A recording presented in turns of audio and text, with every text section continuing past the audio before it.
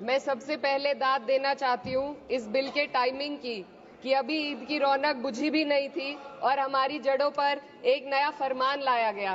पहले उत्तर प्रदेश में मुसलमानों को नमाज पढ़ने पर रोक लगाई और फिर सौगात में ये बिल लाया गया।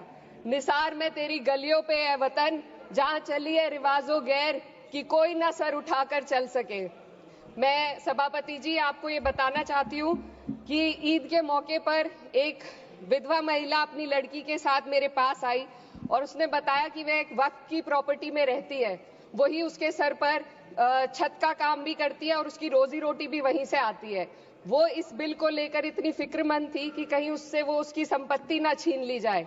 वो अकेली एक ऐसी महिला नहीं है, ऐसे लाखों लोग हैं जो वक्फ की गरीब महिलाएं जो वक्फ की संपत्ति से अपना रोजगार चला रहे हैं।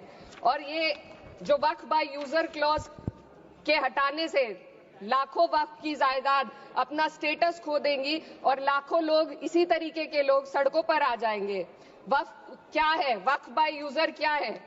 इसका ये मतलब है कि कोई जायदाद अगर सालों से दीन और भलाई के कामों के लिए इस्तेमाल हो रही हो तो वो खुद ब खुद वक्फ मानी जाएगी। हिंदुस्तान की अदालतों ने भी इस बात को तस्लीम किया है। वक्फ बाय यूजर सिर्फ वक्फ बोर्ड को ही मिली कोई खास सौगात नहीं है, ये बल्कि सभी अन्य धार्मिक ट्रस्टों को परंपरा और यूज के आधार पर बिना किसी डॉक्यूमेंटेशन के धार्मिक चरित्र को डिक्लेयर करने का राइट मिला हुआ है। भारत के संविधान के आर्टिकल 13 क्लॉज 3 में कस्टम और यूसेज को कानूनी वैधानिकता प्रदान करता है।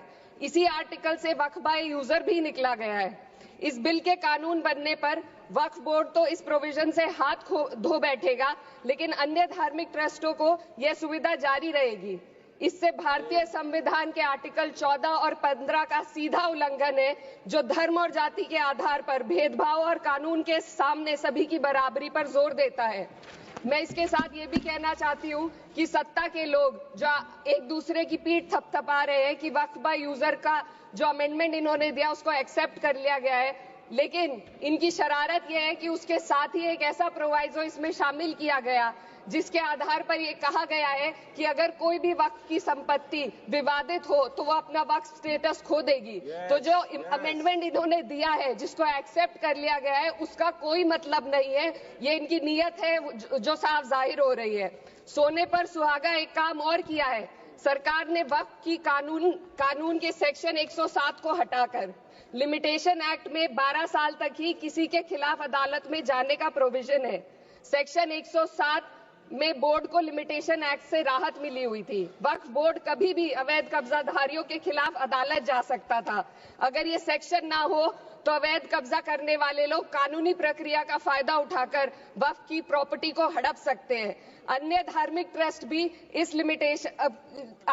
ट्रस्टों पर भी ये लिमिटेशन एक्ट लागू नहीं होती, तो फिर वक्फ बोर्ड के साथ ये सौतेला रवैया क्यों किया जा रहा है? धर्म को देखकर दोहरी नीति क्यों अपनाई जा रही है? सेक्शन 107 और वक्फ बाय यूजर को अगर एक साथ पढ़ा जाए तो इससे लाखों वक्फ की प्रॉपर्टी पर कब्जा किया जाएगा। इसलिए ये बिल मुसलमान की भलाई का नहीं बल्कि उनके वजूद और विरासत को मिटाने का बिल है। हिंदुस्तान में बहुत सारे धार्मिक ट्रस्ट हैं जिसमें उस खास मजहब के लोग शामिल होते हैं और उसका इंतजाम करते हैं। और ये बात समझ में आने वाली भी है, क्योंकि जो व्यक्ति अपने मजहब के रीति रिवाज को जितना अच्छे से समझ सकता है, किसी अन्य मजहब का व्यक्ति नहीं समझ सकता। आर्टिकल 26 क्लॉज 2 के तहत धार्मिक संप्रदायों को अपने मजहबी इदारों के एडमिनिस्ट्रेशन का हक देता है, लेकिन वक्फ बोर्ड के बारे में इसको उल्टा किया जाए। Sir 2 minute sir please 2 minutes. सरकार इसे एक सेक्युलर बॉडी मान रही है और इसमें गैर मुस्लिमों को शामिल करने की बात कह रही है। आपके मुंह से सेक्युलरिज्म की बात सुनकर अच्छा लगा, लेकिन अगले ही पल ये भ्रम टूट जाता है, क्योंकि आपको सिर्फ दान देने के लिए प्रैक्टिसिंग मुस्लिम का आपने क्लॉज डाला है, लेकिन बोर्ड में बैठने के लिए मुस्लिम होने की कोई आपकी क्लॉज नहीं है। तो इससे आपकी जो दोहरी नीति है वो साफ जाहिर होती है। ये वही सरकार है जिसने राम जन्मभूमि ट्रस्ट में ये लिख दिया कि जिला अधिकारी भी अगर होगा तो हिंदू होना चाहिए। कोई मुझे बताए कि वहां पर सेक्युलरिज्म का रस क्यों नहीं घोला गया?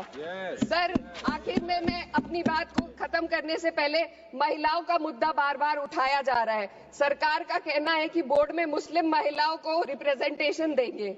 इस कानून से पहले भी मुस्लिम महिलाएं बोर्ड में मेंबर रह चुकी हैं। और मिनिमम 2 का प्रोविजन था, उससे ज्यादा भी हो सकती थी। सर, मैं ये कहना चाहती हूँ कि सरकार ने महिलाओं के लिए ऐसा कौन सा नया काम किया जिसका ढिंडोरा सरकार का हर सदस्य पीट रहा है। इस बात की तायीद अगर आपकी तरफ से कोई मुस्लिम महिला करती तो हम उसका यकीन भी करते, लेकिन अफसोस आपकी इतनी लंबी कतार में एक भी मुस्लिम महिला नजर नहीं आती है।